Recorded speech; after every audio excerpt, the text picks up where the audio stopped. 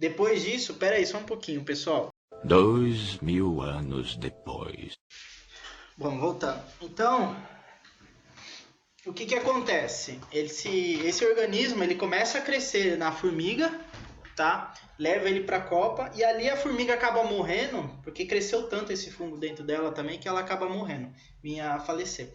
E aí ela cresce mais um pouco, esse fungo cresce mais um pouco e solta esporos. Aí que eu tava falando, a vantagem dele soltar esporos na copa de uma árvore e na copa de uma folha é porque tem maior chance desse esporo ir para mais longe.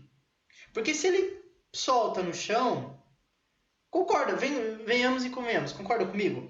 Que se soltar no chão, há uma pouca área, certo? Há pouca área para esse esporo viajar, ir a poucas distâncias. Se ele solta esse esporo numa copa de uma árvore, numa altura, esse esporo solta, olha só a distância que ele vai atingir, muito maior.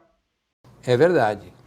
Quer dizer, às vezes não. Né? Faz um teste em casa, com algum objeto, tenta soltar ele perto do chão e joga algum lugar esse objeto. Você vai ver que ele vai correr a poucas distâncias. Mas se você jogar de um alto, né, de um lugar alto, você vai ver que esse objeto vai correr a distâncias maiores aí, certo? Tendo a mesma intensidade de força, claro. Então ele meio que dá um bug nas moléculas dela para ter mau funcionamento. É mais ou menos isso. Dá não é bem um bug, né? Porque um bug é um mecanismo elétrico, né? De computacional. Mas ele dá meio que tipo produz algumas moléculas que para o cérebro ele produz algumas moléculas que vai chegar nesse gânglio e vai produzir um comportamento de querer ir para a luz. Na verdade é essa. Na verdade é um estímulo, né, que começa a cegar também a formiga. A pesquisa mais profunda vai dizer isso. Ele vai querer ir lá para a copa por conta da luz, que ele não está enxergando muito bem, então ele acaba migrando para áreas altas, tá? Ele funciona em outros insetos também, funciona. Funciona porque os insetos, eles têm queratina, né? Eles têm queratina como estrutura ali corporal. Então eles atingem também insetos queratinosos aí, tá?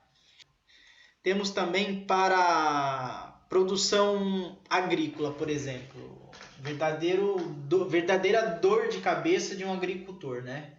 Na produção agrícola, ele é importante? Não, na verdade ele é importante como praga, né? Mas a gente deve ressaltar a importância dele para tentar combater, né? Então, como praga, ele acaba entrando nas lavouras, né? E acabam destruindo, dizimando aí a, a plantação, né? Por exemplo, temos aqui uma planta onde um fungo está crescendo e tá consumindo a planta, ó. Enquanto tiver substrato energético ali, alimento para ela, ela vai comer, entendeu? Ela vai se alimentar ali. Beleza? E ela é branca, esse aqui é o branco. Pode ser preta, pode ser... Quem já viu na árvore umas orelhas de pau, é chamado de orelhas de pau. É que aqui o professor não tem imagem, mas se quiser dar uma olhada depois na internet, orelhas de pau. Eles ficam em cima de árvores podres, né? São saprófitos, né? Então eles vão consumir restos orgânicos que já estão em decomposição aí. E aí são as candidias aí, tá? Não dá para ver muito bem, mas ela forma aqui, ó, se a gente passa a língua, tipo botando a língua para fora, tipo raspando o dente, né? E na área na superfície da língua, ela vai formando essas junto, né, com a saliva, né? Vai formando essa como se fosse uma gosminha branca aí, tá? Eita, que nojo! Pode ser, chama candidíase de alastro. Se alastrou pela boca toda e é uma doença, né? Uma condição de saúde humana aí, beleza? Bom, pessoal, deixa eu ver aqui que travou.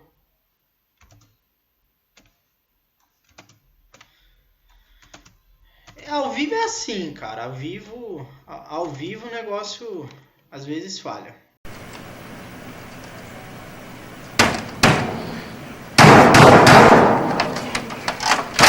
Bom, basicamente foi isso, tá? O que eu tinha para mostrar para vocês era o tipo de nutrição, a estrutura do corpo, qual a importância dos fungos, né? Multicelulares, unicelulares, são esses organismos aí, tá? O que é capaz de matar uma pessoa, a manita, né? Que eu falei, se você comer em pequenas doses, ele vai te envenenar e acaba te matando, tá? O fungo extrai os nutrientes das plantas? A Yasmin perguntou. Sim, extrai nutrientes das plantas, né? Ele se prende a um substrato e ali ele começa a liberar enzimas, tá? A relação simbiótica que acontece entre fungos e alguns organismos vivos é de levar nutrientes e soltar nutrientes. Eu vou mostrar aqui na tela simbiose entre fungos e plantas, por exemplo. Vocês conseguem ver aqui, ó? Aqui está a raiz de uma planta, tecido vascular, tá? De uma planta. Aqui é a raiz, tá? Aqui não é raiz, aqui é micélio, certo? Então o micélio se prende à raiz, ok? E libera nutrientes para a planta que a planta precisa e o fungo não precisa, tá? E a planta produz algum outro nutriente para o fungo que para a planta está em excesso. Certo? Por exemplo, glicose. Glicose é uma delas, né? Planta produz glicose a rodo, em excesso. Então, o fungo ele pode coletar a glicose via comunicação, aí, vasos comunicantes, né? Que é o do tecido vascular, junto ao micélio aí do fungo. Perguntas. Vamos às perguntas. Antes de partir para os exercícios. Tem exercícios aqui. Vamos lá. Eu quero respostas, tá, pessoal? Postem as respostas aí que eu quero ver o que vocês acham aí. Não espera a resposta do colega, pode responder mesmo. Vai lá. 1. Relacione as colunas. A. Bactéria pertence ao reino. Tararã. Aí vocês têm que relacionar a coluna lá. Responde lá no final toda a coluna. Por exemplo, A, B, C e D. Um exemplo, tá? A, B, C, D e E. Certo? Essa é a resposta, professor. Mas responde aí a coluna que se encaixa aí de um modo direto. Então, ó. Bactérias, pessoal, pertencem ao reino Monera. Então, o B vem vir aqui, ó. Eu não sei qual que é a sequência, mas o professor vai construir aqui a sequência. Todo mundo junto, beleza? Protozoários pertencem... Opa, desculpa aqui, ó. Que é o A. O B, né? É protista. Então, aqui, ó. B, protozoários, pertence ao reino... Então, aqui, ó. Protozoários pertencem ao reino protista. Os fungos pertencem ao reino... Opa, acabei de dar essa aula, né? Os fungos pertencem ao reino fungi. Tá? As plantas pertencem ao reino da planta, plantae, tá? Pode colocar, que é o D, tranquilamente, na fé de Jesus, na fé de Deus, né? E animais pertencem ao grupo dos animais, dos grupos do reino dos animálias, né? É isso aí, pessoal. Então ficou B, A, C, E, D. 2. Vou dar uns 2 minutinhos para vocês responderem aí, vai lá. 2, pessoal, vamos ler junto. Diferenciam-se dos demais seres vivos por não apresentarem uma estrutura celular. Opa! Frisa essa parte aí, ó. Dá um print. Por não apresentar estrutura celular. Beleza? Sendo por isso estudados a parte de qual reino, né? Os animais, os animais têm estrutura celular, né? Lembra que o professor falou? A presença de queratina, né? Na pele, entre outras, né? Substâncias, mas a principal é a proteica, tá? Os vegetais, celulose, célula vegetal, né? Célula animal, célula vegetal, célula vírus, Célula viral, não, né? Pessoal, não apresenta estrutura celular. Ele tem um envelope, mas não é um envelope ali é uma estrutura que para proteger, somente proteger o material genético, mas não é uma célula, porque ele não se comunica com o meio externo. Na verdade, ele só vai se instaurar num ser, né? O coronavírus, por exemplo, aí, né? Vai se instaurar num organismo e ejetar o seu material genético. Na hora que ele ejeta o seu material genético, certo? Ele acaba contaminando e se multiplicando dentro de uma célula. Mas ele não é uma célula, certo? Então essa seria a resposta aí.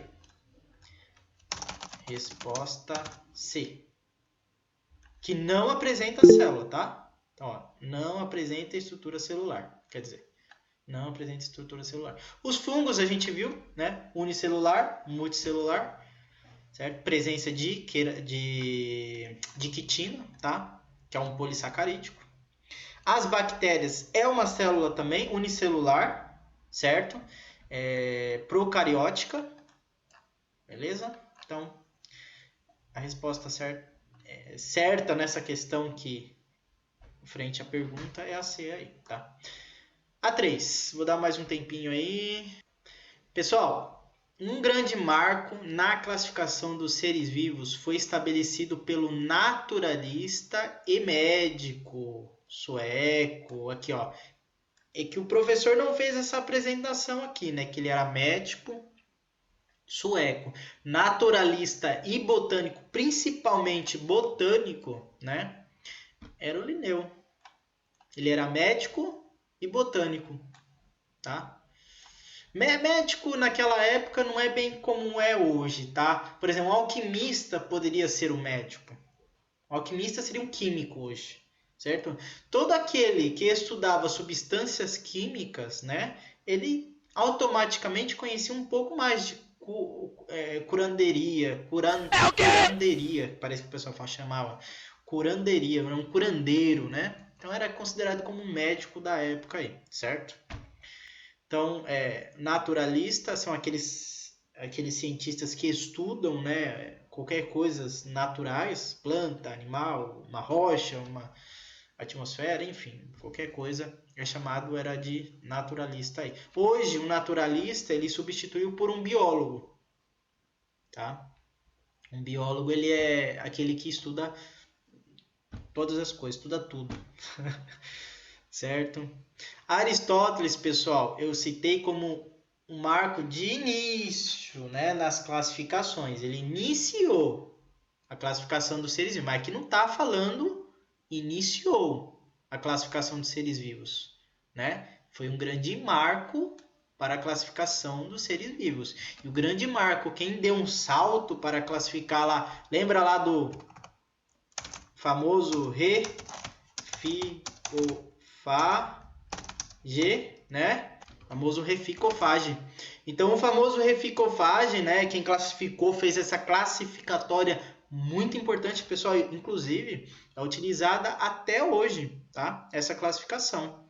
E o principal deles, pensadores, foi o Linneu aí. Beleza? Essa aqui eu não vou dar muito tempo para vocês pensarem. Vou responder.